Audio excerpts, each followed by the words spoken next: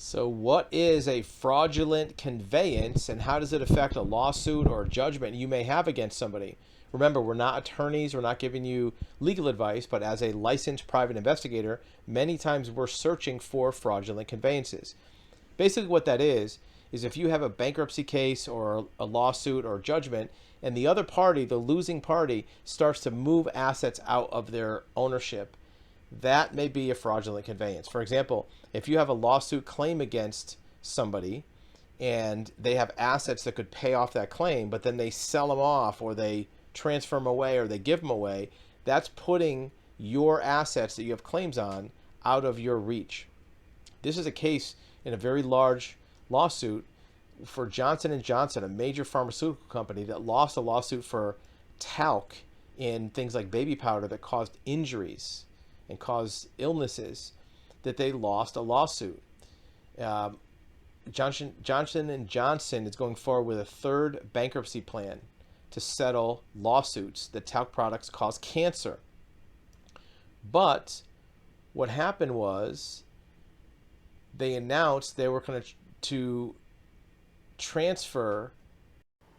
You will be back in your video in just a few seconds. In the meantime, remember that actualhuman.com offers you live one-on-one private video consultation with an expert in this exact subject. We want to listen to your story. We want to hear your questions. We want to give you expert advisement of your options and tell you what we know about your particular situation. Now back to your video. Billions of dollars of assets from their company to other entities. A lawsuit filed alleged that Johnson & Johnson pursued a strategy of transfers and bankruptcy file to hinder, delay, and defraud the plaintiffs. So what they're doing is they are taking some of their assets and manipulating them to sidestep its obligations. And that's what a fraudulent conveyance does. It could be a small case. This is a $100 million case or billion-dollar case. And it could be a small case. You could have a lawsuit against somebody because their dog bit you for $15,000. And if they have $10,000 in the bank and they transfer it away, that could be considered a fraudulent conveyance. So what you want to do is if you have a claim against somebody or you're a bankruptcy